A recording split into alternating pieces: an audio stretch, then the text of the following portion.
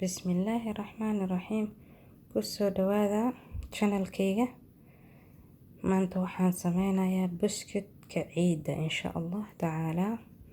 Marka waxaan maanta meeshaan ku haystaa 2 koob oo subag ah aan soo dhalaaliyay ama butter, iyo 2 koob oo sonkor ah, iyo 5 xabo oo ukun ah. Marka sidaas ila socda. I have a 5 egg here, 2 cup of butter and 2 cup of sugar. Inshallah. waxaan ku qasaa inshallah weelkaan aan haysta aan ku shubayaa inshallah saas ila socda. waxaan ku shubayaa hadii Ilaahay inshallah sonkorta. waxaan ku shubayaa sonkorta.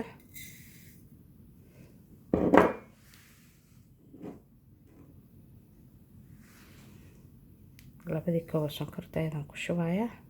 2 cup of sugar. waxaan ku darayaa 5 xabo oo ukunta ahayd. The 5 eggs.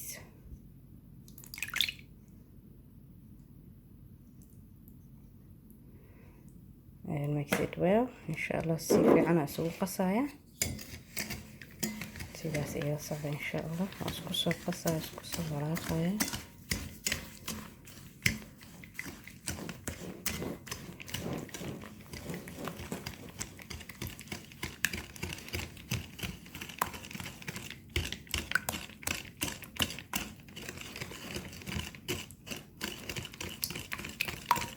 waxaan rabaa sokorta inay isku dhalaasho ama waxba sonkor aysan ka soo harin. saas aan rabaa inshallah. Dissolve sugar well. si fiican sonkorta inay isugu qasanto ay ka dhilaasho noqoto iyada dhan wax yar oo bibiya aan inay noqoto loo inay sokorta muuqato ma loo. We need to dissolve sugar very well inshallah till to become the sugar very melted.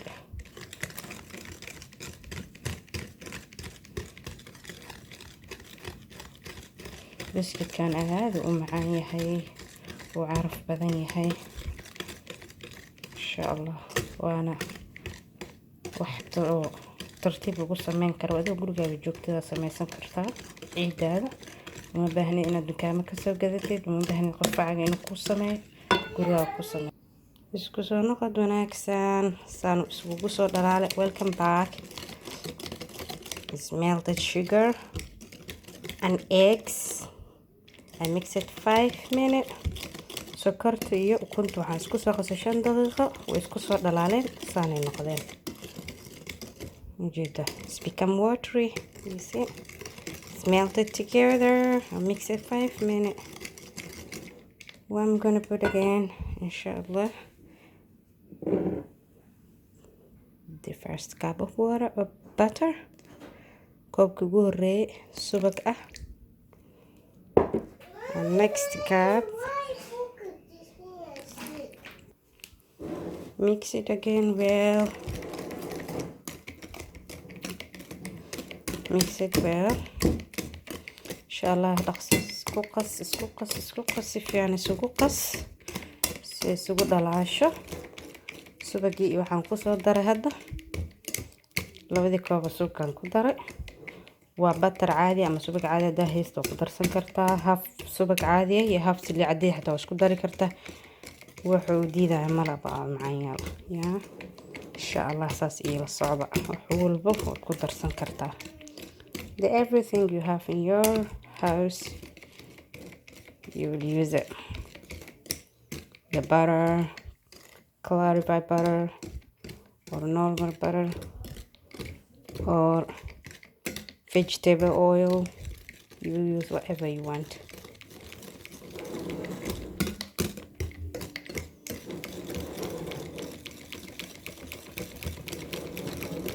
Mix it for 2 minutes. inshallah waxaan ku darayaa vanilla sugar. hadda kan biyo haysto ku darsan kartaa.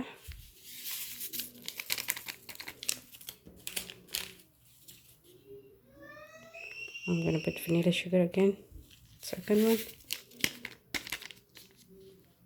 laba xabo vanilla ku daraya. iyo baking powder if you have this. Hada haysta baking powder kan ama kan gasaca kan mid walba ah haysatid. Like wax yar la wax yar wax badan dhan looma baahna kis yar. Just a little bit. Like a teaspoon. You put like a teaspoon. Not that much. And mix it well again. Hadana isku qas.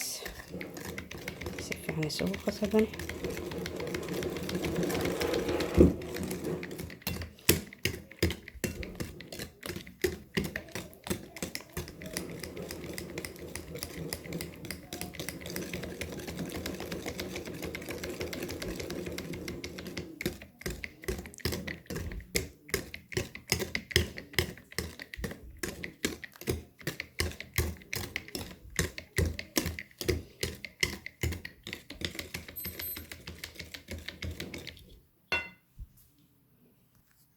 I'm gonna put again self-rising flour is 1 kilo. waxaan meeshan ku haystaa self-rising burka self-rising la dhahayo aan isticmaalaya 1 kilo waa 5 taas waa ka reebaya halkaas kilo aan ku shubaa insha Allah 5 wax yar adig wax yar waa 5 kilo adi sacabkaaga camalayna labadiisa waxaan ku soo darayaa sidaas ila socda insha Allah kabacdi I'll use my hand after that I'll use my hand insha Allah. I will put all this here.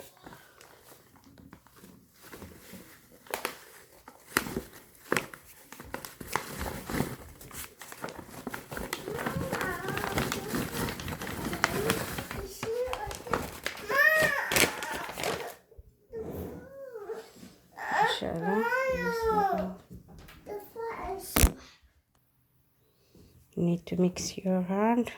وباهي إن قعنت الغقصة قعنت عن القلاية إن شاء الله تعالى ساس إلى الصعدة.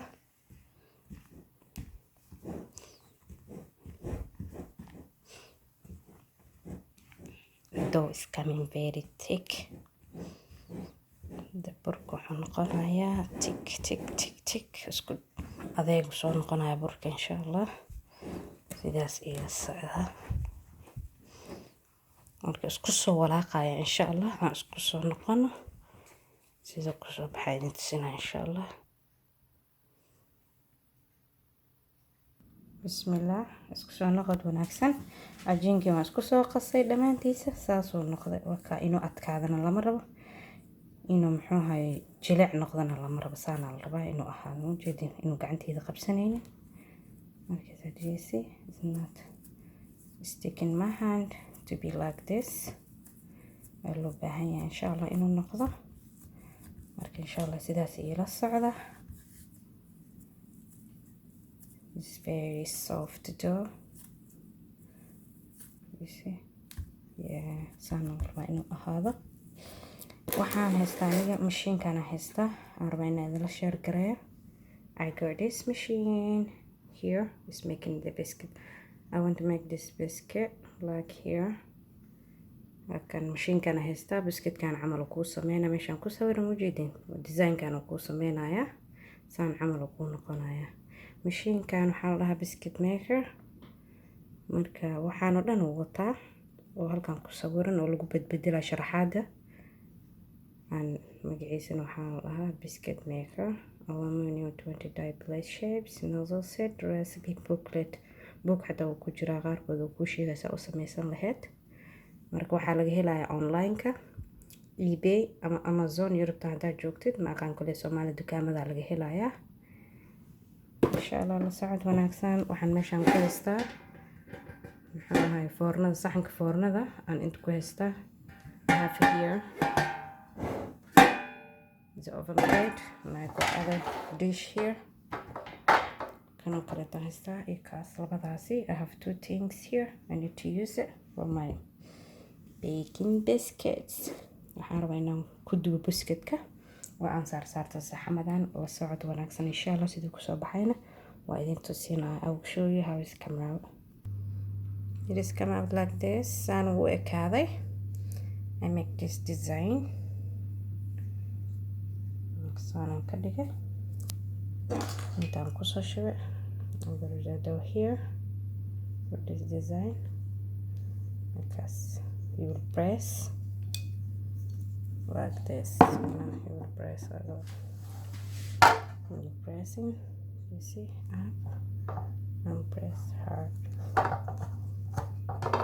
Press like this.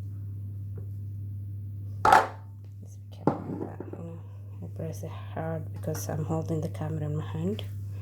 Because cameradan gacanta ku haya, hal gacan ku samayn kari. Marka waa ka insha Allah saas loo riixaya, saas la socda. Bismillah, I'm going to show you how to press a biscuit maker. Waxaan idin tusinaa sida oo mashiinka loogu riixo.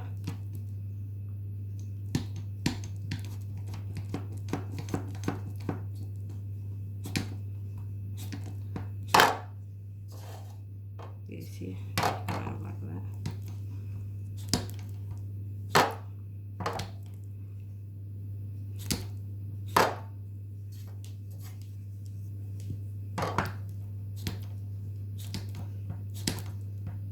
Hal haduu halaawo kan kale dib ma lahan.